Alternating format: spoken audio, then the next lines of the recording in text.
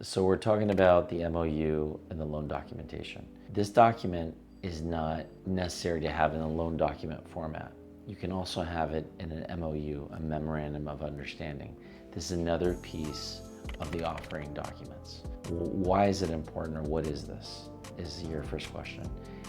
Well, when you raise the money, the EB-5 money, inside of a fund, we call that fund a NCE, a newly created entity. This thing called an NCE is just an acronym. All it means is a special company created just for your project. You can also call it an SPV, a special purpose vehicle. Sometimes in corporate law they call it an SPV. It's an NCE in the EB-5 world. It means the same exact thing. All it is a company that has the money from the EB-5 investors into the fund. Think of a debt fund. A debt fund basically raises money and then lends that money out. SPV and NCE, how they call it EB-5, it's just a debt fund.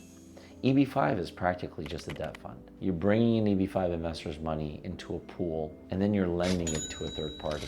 Now, how you lend that money to a third party is what we're talking about. This agreement, this MOU, or this loan documentation, is how you lend the EB-5 money that's in the bank account. We call it a debt fund, call it an SPV, call it an NCE. How you lend that to the project is why you need this documentation called an MOU, or a loan agreement. You can lend it to the project as a senior loan.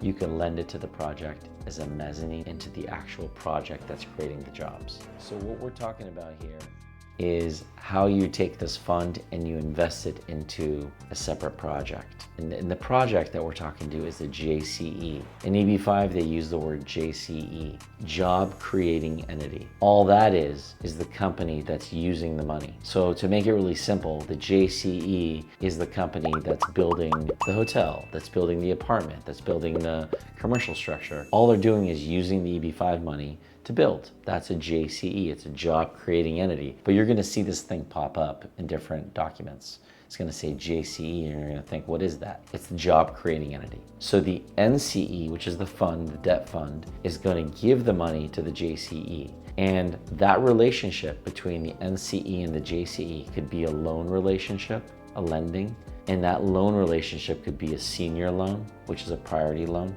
It could be a mezzanine loan, which is kind of a second layer loan. It could be preferred equity.